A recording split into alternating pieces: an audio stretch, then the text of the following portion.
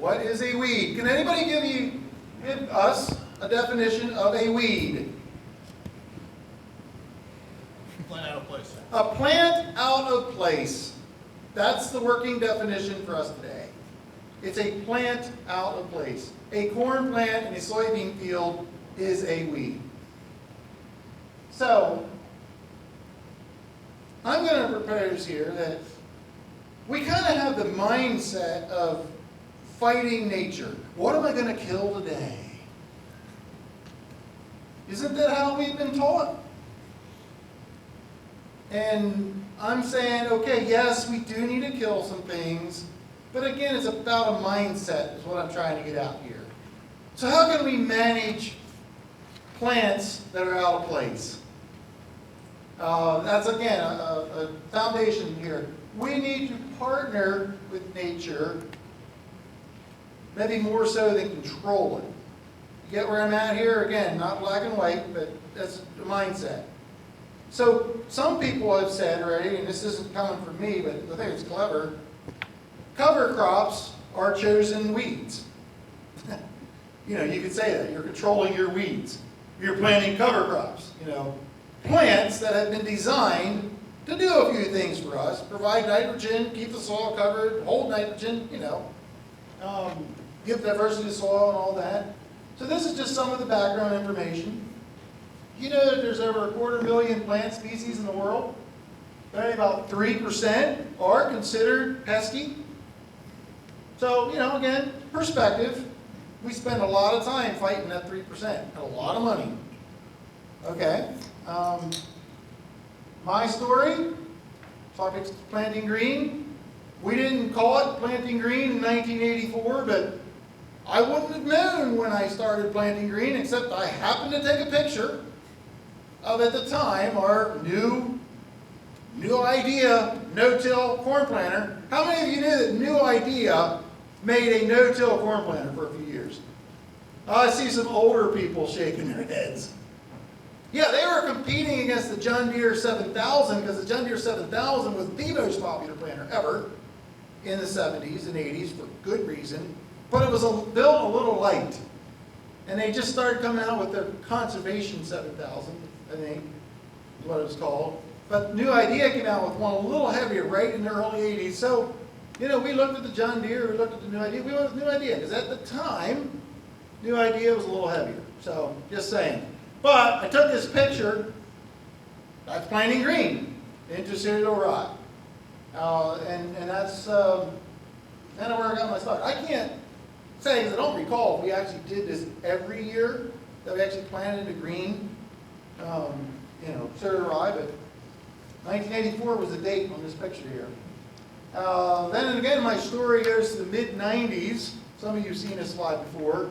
I saw the benefits of cover crops and heard about this concept of rolling cover crops, and heard about it from South America, Brazil, and built my first cover crop roller based on a Buffalo rolling stalk chopper, which was out of the Midwest and was designed to go over corn stalks, much like a vertical tillage tool is used today. So that was just, that's what I based that on. So, planting cover crops, we do it for weed control, that's part of the reason, and fertility as well, especially if you can get legumes planted in time and put some nitrogen in the soil, or I might argue any species to help make the soil more healthy and maybe unlock some nutrients that are in there. Another topic for another day, but this is kind of what we're going after, and this is more recently. The roller's still the same, but the tractor's been upgraded. I really wish I knew how many acres that roller rolls. I've had it for 25 years. I think all the bearings have been replaced 3 times. We roll more for our neighbors now than we do ourselves. Our acres have stayed the same because we can do it. We have the equipment, and it's fun. But anyway, still using that. Resistant weeds. Can cover crops make a difference? Here is a picture that clearly shows that. This is in Argentina. I was down there, I guess it was 2 or 3 years ago, I forget. We didn't have 2020, did we? That was a skip year. I think this was 2019, I was down there. And this is where they had triticale and hairy vetch.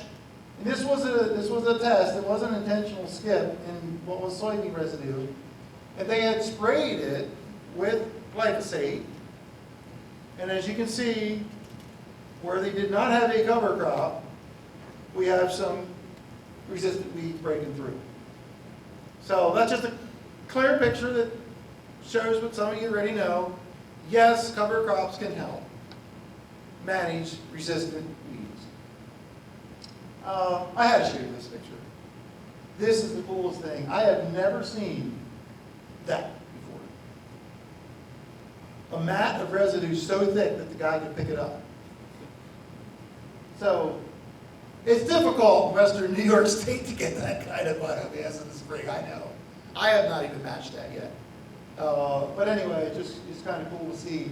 So we're using that, it's just sheer suppression. No Lilliopathy or anything in this case here, sheer suppression. So, resistant weeds is a problem. I Googled it. Right away, you get thousands and thousands of hits.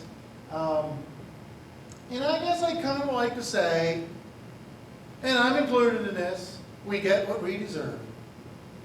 You see, Roundup, glyphosate, would probably not be a problem today if we would have used it judiciously. We used a good thing too much. And I wouldn't be a proponent of banning it until we find something maybe better. And I know there's a lot of negative press, and yes, it probably causes problems. I'm okay with that. But it made farming too easy. And it got cheap, especially when the patent went off. We get what we deserve. I think that's a fair assessment. It made farming too easy. So, here we have water, hemp, and soybeans. And, I remember in the mid-90s, I can still picture in my mind the first time spraying Roundup ready soybeans. Do any of you remember that first time you ever did that and were concerned? I was concerned. And I watched that field, and it didn't cup, it didn't wilt, it just kept on growing. But I can vividly remember, yet in my mind, the first time I sprayed Roundup. Now, you younger guys don't know what I'm talking about. But that was unbelievable technology. Now you're used to it. It used to be then, in the late 90s, the cleanest soybean fields were always Roundup ready fields, right? Fast forward 15 years, the weediest fields are now Roundup ready fields. And I'm sure you guys have seen that. And you can always tell. At least, it's like, here's a field of mare's tail. Didn't that guy know that mare's tail is resistant to glyphosate? You can almost guarantee that's what was sprayed on there. So we got what we deserved in a way. So I typed in herbicide-resistant weeds and cover crops. Wonder what's out there. Can cover crops, are they part of this story? Sure enough, not as many results, but a lot of results there. And then I looked at, and this is kind of old data, 5 years, but it still remains true, from SARE Cover Crop Survey, where they asked the question, do you see improved control of herbicide-resistant weeds after using cerealized cover crop? Between always and sometimes, a clear majority. So there must be something there. And this is a survey of 736 people. That's interesting, isn't it? That says something that farmers are generally seeing there's some sort of benefit out there. Okay, another question. How has using cover crops impacted your herbicide program in your fields, including the cost for herbicides? Isn't down here no change in herbicide costs, but overall I got better weed control following cover crops. The winner at almost 40% because of using cover crops. So there is something to this. I had a replicated trial that I was doing cover crops versus no cover crops at my farm. This is a picture of it here. Over here on the right, over here on the left, this was just sprayed with a burn down. No residuals, just a burn down. Both sides here. And over here on the right is mare's tail. See, there's not any cover crop there. You look over here, you can see a few weeds right back there. That's just some grass that broke through. Remember, just glyphosate at burn down at planting. And all 4 replications here, we had 0 mare's tail where the cover crop was, and we had mare's tail sprinkled through when no cover crop was. Pretty compelling. Saw it on my farm. Do cover crops help in herbicide-resistant weeds? Yes, in this situation. So, this is quite a few years ago, actually. But anyway, just to show you what I'm talking about. This is a field in Iowa, a friend of mine, Jack Warrior. He sent this picture. This is where they have water hemp and soybeans. They sprayed twice with Cobra. The whole thing was sprayed twice with Cobra. No cover crop. Water hemp broke through. In the background you can see a little bit one. Where the cover crop plots were, still a few weeds, but not many.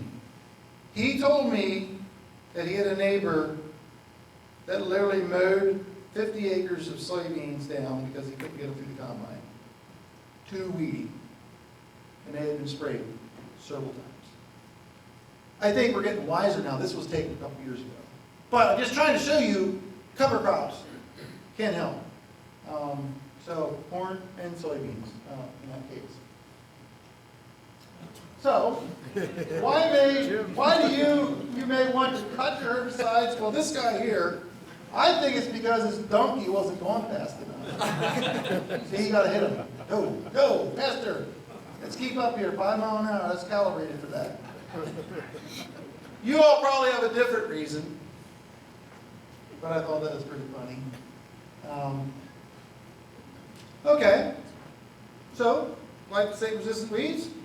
Let's get dicamba out, dicamba beans. Gonna save the day. And as soon as I heard that idea, I said, this is not gonna go well. I mean, I knew the drift issue, and I heard the murmurings, yeah, we're gonna fix that. Yeah, right. There's been problems. They work good. That's the clean fields now, by the way. That does work. But the drift issues, I don't think to this day have really been fixed.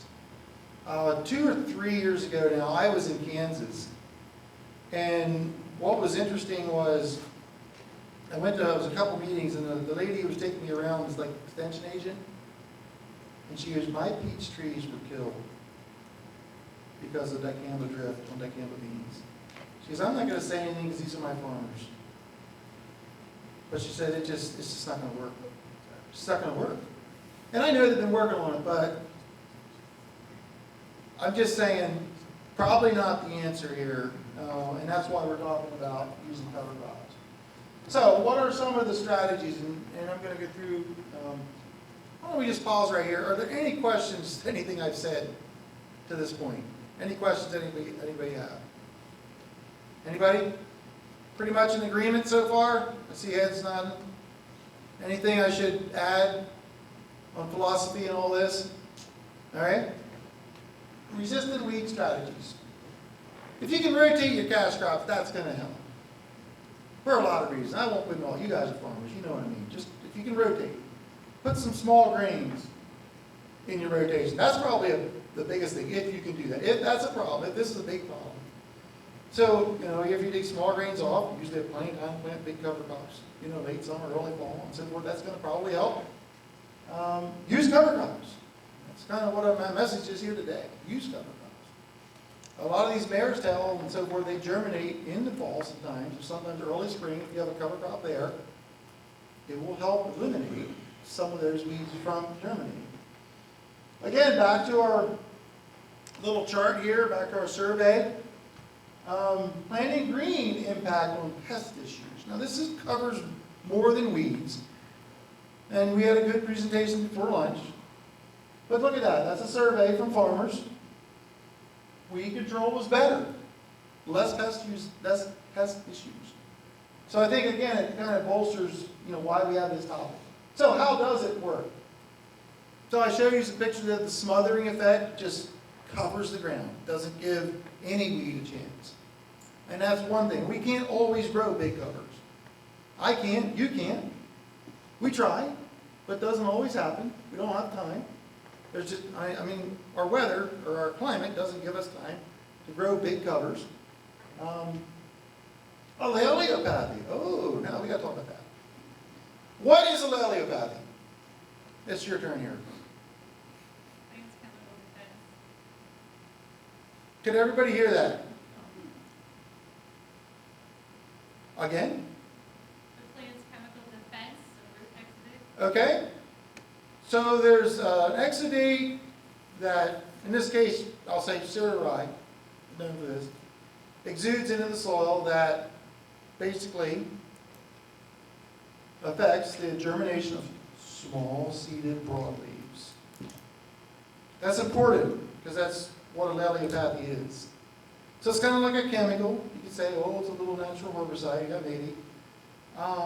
Small seeded broadleaves. Well, butterhead, palmer amaranth, mare's tail. What's the common theme there? Small seeded broadleaves. Ooh, good. I hear, and it's kind of, the myth has been debunked pretty good now. When people see no-till yellow corn in the spring, oh, it must be a Lilliopathy. What's the problem with that assertion? What size seed is corn? Is corn a grass or a broadleaf? It's a large seeded grass. No. Yellow corn in the spring is a nitrogen deficiency. Maybe sulfur, but probably nitrogen. Got to get nitrogen on that corn in the furrow if you don't have it. If you have it, rye or something growing there, it probably took up all the nitrogen that's in that profile at that moment. So the corn is starving for nitrogen. Probably not Lilliopathy. Okay, good news. Now we know what we're dealing with. But that rye can help, as the rye breaks down, to help suppress the germination of broadleaves. Doesn't mean that if you plant rye that you'll have no broadleaves. It will help. That's my point today. It will help. Also, something you might not have thought of before. Diversity brings beneficial insects.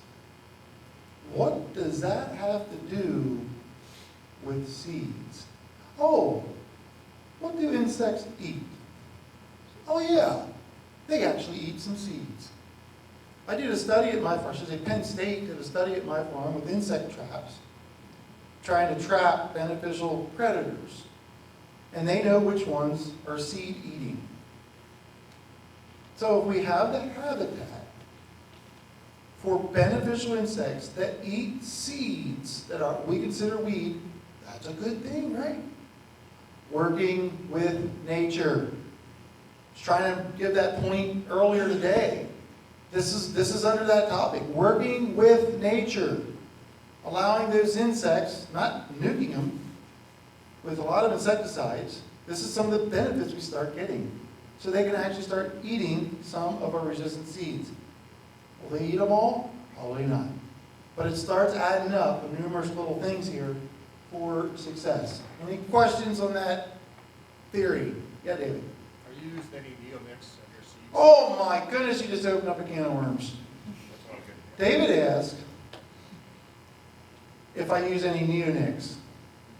So my answer is I try not to.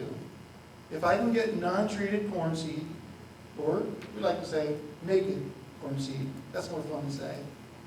Naked corn seed without neonics on it. That's what I do. But I only recommend that for people who are into this soil health system. If you're here today and you're saying, hey, I'm going to drop my insecticides, I'm not going to put seed treatments on, I've been a full-scale tiller and no cover crops, don't do that. You're going to have to set yourself up for disaster. You have to earn the right, listen to me, you have to earn the right to start to reduce some of these inputs. Sometimes it takes years, and that's why you got to go into this slowly. So to answer your question, Dave, I try. I run into a little problem because I like to grow corn for my Amish neighbors, and they like to give me their seed varieties that they want. And sometimes I ask for them to get it, sometimes it's not important to them, sometimes they don't get it, but I try. And I try to get naked pumpkin seeds when I can. It's difficult, because that's like a standard treatment nowadays. Some of you fellows, gals, may be asking, well, why do you want that?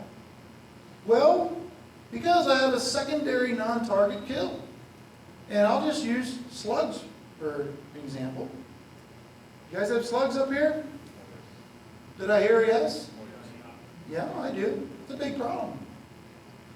The biggest enemy slugs have is carabid beetles. And lightning bugs, by the way, and some spiders and so forth, but carabid beetles. Little black beetles, you've probably seen them, you might not know what they are.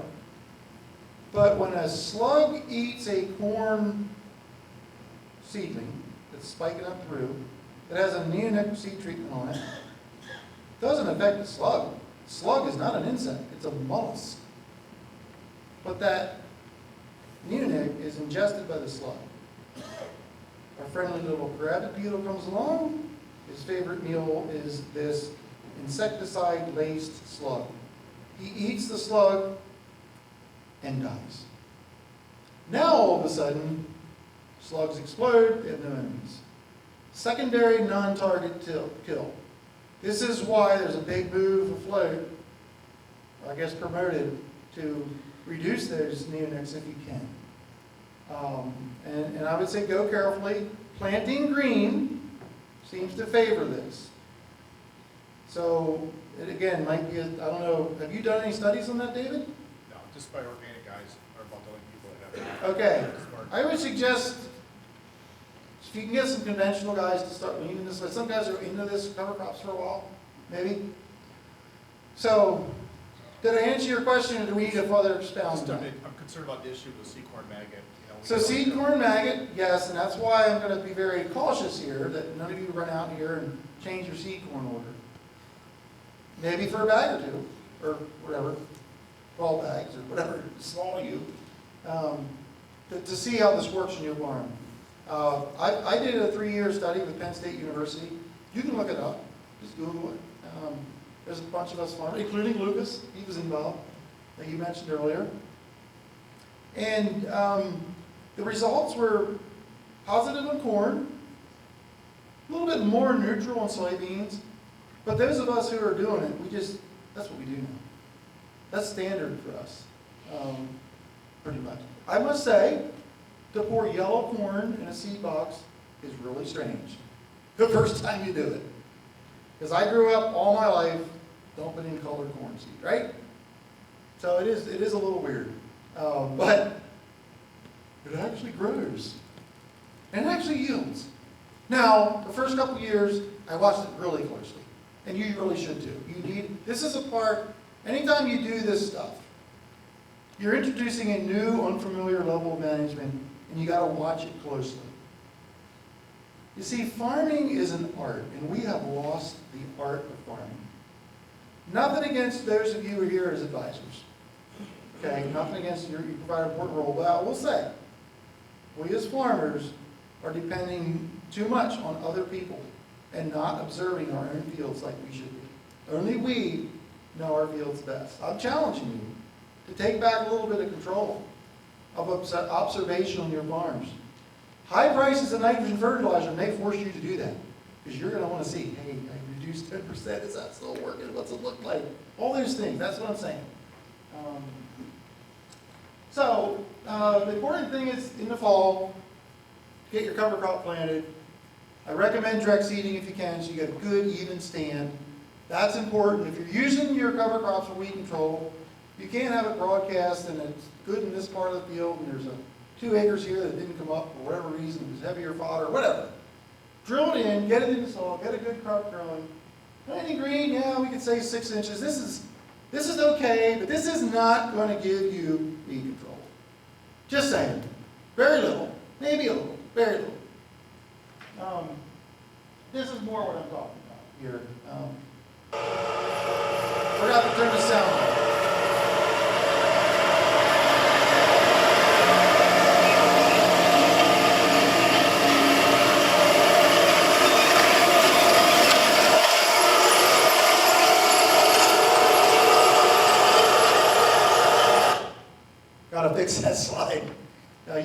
tractor sounds like. But that's us planting 15-inch silage corn into 6-foot tall cover crop.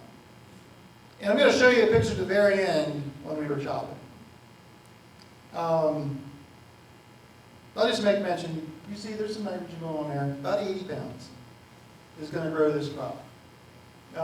Very little herbicide, naked seed.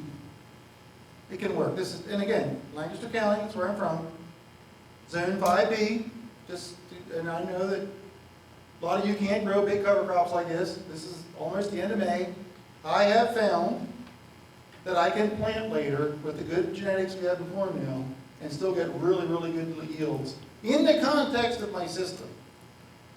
I also say back up a little bit. If you're pushing early because you have thousands of corn acres to plant, don't be taking shortcuts, taking the fungicides off your seed and stuff like that. Not right away.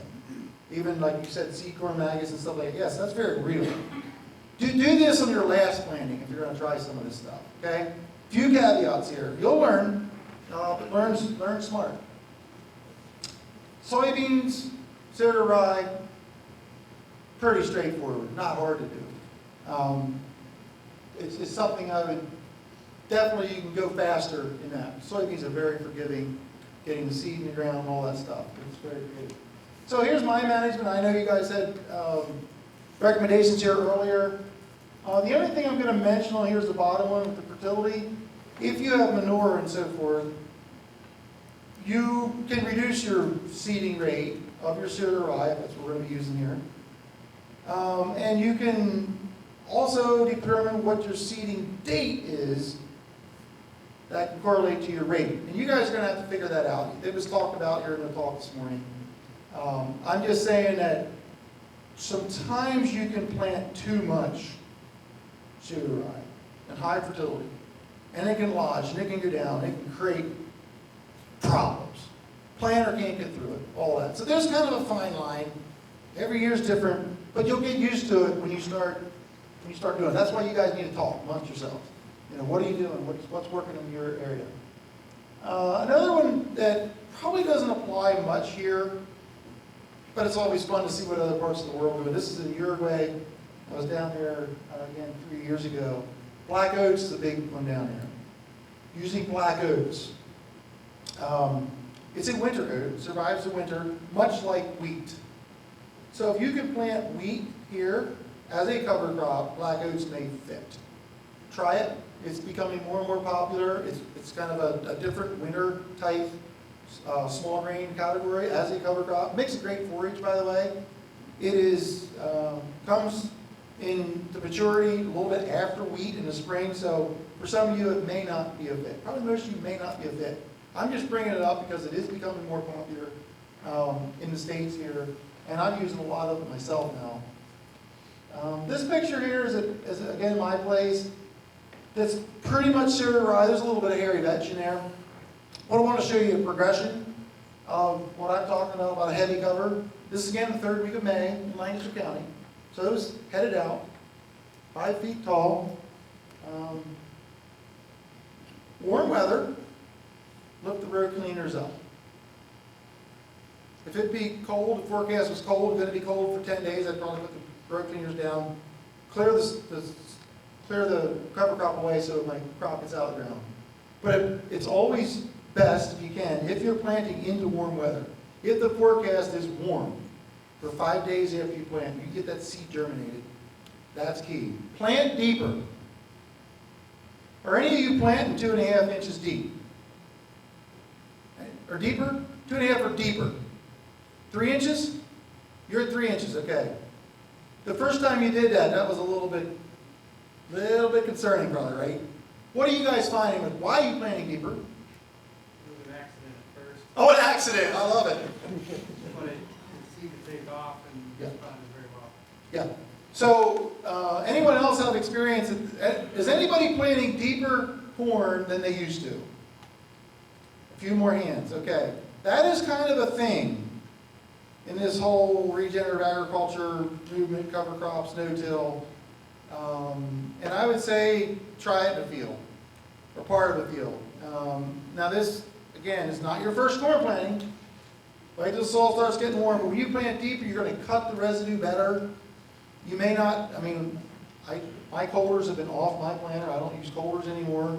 But if you do that, you want to make sure you have hydraulic or air down pressures and good opening discs, heavy-duty opening discs. And look at your seed tube. That's going to wear out quicker. So a few little things in there, but planting deeper with our aggressive hybrids we have these days, honestly, it makes a nicer stand. I'm not suggesting, Don, you plant sweet corn 3 inches deep, though.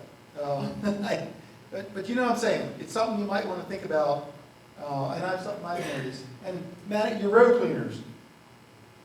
Again, warm weather, you might not need them.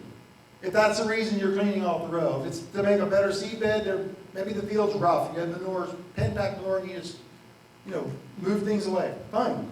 Manage them. Use your row cleaners for what they're made for. This is that field planted a couple weeks later. No residual herbicides. This wasn't like a field that really had problems with resistant weeds, but it's 15-inch corn for silage. I'm honest with you guys, I put a caveat up there, some post-emergence because we had some burr cucumber in the bottom part of that field. How many of you have burr cucumber? You have burr cucumber in western New York. Oh, that's an evil weed. That can grow a foot or more a day in the fall. Once it gets up over the corn, we have a drone business. A guy has a drone, an 8-rotor drone. For 2 months straight, every day it was fit to fly, he's spraying out burr cucumber in August. It's big, it's a problem, it's getting worse. We got to be on that. Burr cucumbers, if you don't know what it is, look it up. It looks like cucumber, literally doesn't look like a cucumber, the leaves, but it's bad. So I had to spray, a custom harvester brought some to my farm years ago, and I haven't been able to get rid of it. I still got to watch it years later. So seeding rates and everything depends on the field fertility, the planting date, I alluded to that. And different mix options, legume to grass ratio. I'll say this, when you first get into the cover crop, when you start first planting cover crops, if you don't have manure in your system, you'll probably be using more legumes if you can. Once your biology starts picking up, you'll revert to more grasses because the earthworms will eat them legumes up so fast there'll be nothing left. And I've seen that happen. So the rules of the game change as the game's being played. I'm talking about over a period of 5 to 10 years. And again, just like was mentioned, I guess, Don, about that, you start noticing the earthworm castings. You start looking at the soil more. You notice things. And these are just some of the things as we learn what to do. This is just some of my suggestions for managing cover crops in the context of herbicide resistance. These are just starting points. You got to find your own story, your own prescription of what you're trying to do. Is there anybody who want to tell us what rates are they using? What have they found to work? Anybody? I guess they're all sleeping. Anybody? What rates? Are these rates close, or am I just a southern flatlander that doesn't know what he's talking about? Well, I'm not flatlander. I am southern here. Anyway, okay. Let's move on. What affects this? See, I can tell you that this works, but there's a lot of different variables. Field history. I mean, if you have a field that's just weedy and terrible, you don't just plant a cover crop and all of a sudden everything's clean. So you have to keep that in mind. You may have to, you only change, what you can change in a given year. Biomass and consistency of the cover crop is what your herbicide is, essentially, is what's keeping your resistant weeds from growing. Of course, our control options, I mentioned rolling and crimping. I have a saying that I like to say is a little bit of herbicide goes a long way with rolling. How many of you have rolled cover crops? Anybody? A couple? I know there's not enough time sometimes in the northern area to let it grow high enough. But if you get a chance to do it and it works for you, it'd be something to think about doing. Now, a little bit more technical. The varieties of cover crops, the species of cover crops. So pretty much up till the last couple of years, we've been using off-the-shelf genetics for our cover crops. I mean, it'd almost be like, if we put ourselves in the context of where we're at with cover crops and field corn, it'd be like we're starting with popcorn and sweet corn to grow field corn. You follow what I'm saying? That's kind of like where we're at, I think, with cover crops right now. We really don't have the genetics and some of these that we need. And one of them is winter hardiness. And I'm working on a hairy vetch variety. Actually, it's out now. It's called Winter King. That can be planted later. It's more hardy, more winter hardy. And there's more other people doing it with clovers and different things. Some of those things are in the pipeline. USDA is spending some couple $1 million to try to figure this out. More winter hardy peas, more earlier maturing. It was really fascinating. I was in South Africa a couple years ago. This is cereal rye. Cereal rye. Past boot stage, just past boot stage, headed, not even boot stage yet. Planted the same day. 2 different varieties of cereal rye. I never knew there was such a wide variability in rye. I wished I could have brought them seeds home, but I've tried that before and it didn't work. International flights. When you fly into Philadelphia, they don't like to find seeds in your suitcase. Anyway, different varieties here. So I feel that we're going to, as we go on this journey, we're going to get some varieties that will be better. I know that's being worked on. Not as fast as we'd like, but it takes time. So you might want to consider some of these things. I mean, King's Accuracy is represented here. There's others probably. Talk to those guys. See where things are at. See what they're hearing. What do they know? What variety? I think in the future, just to make things more complicated for us farmers, you'll have to decide maybe which variety of cereal rye to buy, just like you decide which variety of corn to buy. Now, for some of us, we like that opportunity. But there again, I hope that's what happens, that we have options, that we have more options. So I just wanted to show you, what's out there, what's maybe coming down the pipe. Might be some organic growers here. Maybe some of you guys are organic growers. Well, they probably don't have to work with resistant weeds if they've been following the rules. But this is a mower designed to cut between 30-inch corn rowers or soybean rowers. Pretty slick. See that? This is made by Charlie Martin, who more or less invented the cover crop roller that's on corn planters that Dawn Biologic or Underground Ag has now. So I tested it. I was using it in my hemp. I was planting 30-inch hemp, and now I've gone to 15-inch hemp. This no longer works. Long story short, this is literally right now on its way to Iowa for an organic producer out there to mow between the rows. So sometimes maybe resistant weeds, maybe you'll have to resort to mowing. This is like cultivating almost, but better. So I just put this up there. There's some other units being made. One thing about this, it's nice when you get to the end of the field, you can see if you're in 20-inch corn, your hydraulics usually can't lift high enough, you don't start cutting corn. So he has it also lifts each unit up. So you can make the turn rows and don't give your end rows a crew cut. So it's all these little things. Any questions about this machine or anything I'm talking about? Yeah. Yeah, going back to the rollers, Yeah. if your cover crop is, I don't know, 2, 3, 4 feet high, are you better off rolling it and then planting, or are you better off planting it and standing? He asked, do you roll before you plant or after you plant for cover crops more than 3 feet high? It depends. So some of it, nowadays I'll just say most people have sprayers that can go 5 feet high. You can spray it a little bit, and that's generally what I do. I like to spray 2 days ahead of rolling, expected rolling, so make sure that it gets down into the roots. And I'll go with the low rate, because I know I'm coming back and rolling. There are other times when it's on the wet side, and that was discussed this morning. This is management. When it's on the wet side, leave your cover crop grow as long as possible. So you can plant and come back and roll later. And generally, you just want to stay off your rows with your equipment and generally that can work. You may get some of the cover crop rolled down on top of that row, may make it come out. I know it doesn't hurt soybeans, corn. Does it hurt your yields before or after? I don't know. Not much, I don't think. And then I'll just add too, if it is dry, you might want to consider spraying, 2 weeks ahead of expected planting if there's no rain in sight.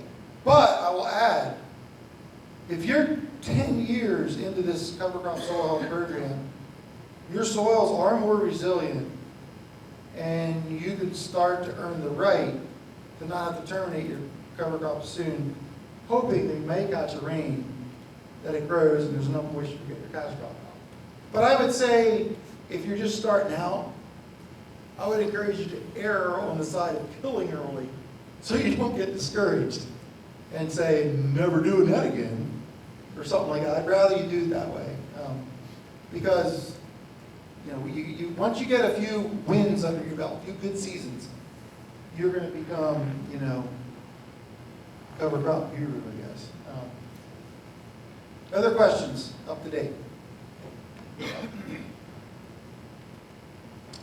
Okay, here is my slide. Good crop with crimson clover. You can see there's some hairy vetch in there. 15-inch corn. Only 27 tons, but that's because I was kind of fair here and I included the 1.5 acres along the woods that the deer ate half of it. But that's measured tons because, again, I grow it for the Amish neighbors. Yeah, it's a really nice setup. They like it because they're allowed to get the custom harvester in on my land to chop it and take it and blow it in their soil, in their silo. But that chopper could not ever go on their farm. That wouldn't be good. So I grow silage for them, and they grow more hay. We just work around it, We work together. But here's what this guy said. The cows really milk well. And I'm like, yeah, I wonder if that had anything to do that I use less than half the nitrogen that most people do. You might have a point there. No, I don't know. I didn't test. But I do think, somehow, some way, our 200 pounds of nitrogen is not helping the quality of our feed. Somehow. Just saying. I can't prove it. Talked to enough people that absolutely would agree with me and some who said no way. But I just think, depending on biology, we'll say cover crops. Yeah, nitrate's a nitrate, I know that. But in the context of other things, a healthier soil here, I think we're growing a healthier crop that leads to maybe more production. I have, more and more Amish wanting me to grow their corn, so I guess that's a good sign. Anyway, this is that picture. I'll trigger the video here soon, but remember when I said I was planting corn, 80 pounds a nine, 80 pounds, the one with the sound on it, by mistake? I should have the sound on here because I love the sound of a chopper. Who doesn't like the sound of a chopper? But this is taking that corn off there. That's almost where that picture was taken. We had a good year this year. Good rain. But that's over 30 tons on 80 pounds of nitrogen. 30-year no-till field. This is what you can get, And again, a good year. But that's not bad. I don't have the best soil in Lancaster County, by the way. Come from the rolling hills. And if you've been to my farm, you know that. Leland, you've been on my farm. I was gonna say. Okay, Leland, tell them what you want to. I trust you. I did proper soil in Lancaster County for a number of years, and Steve's farm is in the armpit of the county. And so there's ground in Lancaster County I talked to that you could die for, and it's $20,000 an acre ground. That's not where Steve's from. He's out in the hills. So, He didn't pay for that advertising. no, thank you, Leland. And I'll just say, too, if it means anything, our part of the county was pretty much the last part of the county where the Amish moved in. That should tell you something, too. And by the way, Leland, I know you're not living there, but times have changed. we're at 25,000 an acre now, and Leola and those places are at 35,000 an acre. So I have moved up in that bracket. But yeah, so, you know, it does, over time, you know, you can make a difference. But it takes time. It takes time. It's like an investment. If you invest in money somewhere, it takes time. And sometimes you see speakers up here in front and they have a great story. And sometimes we don't convey the amount of time and all the nuances to get to this kind of stuff. But you need to start today. Like I said this morning, I'm not so concerned where you are today. I'm more interested in where you're headed. And you know, I really appreciate organizations like this here that can bring us together, that we can learn from each other as well. Because you know, we were learning here at lunch.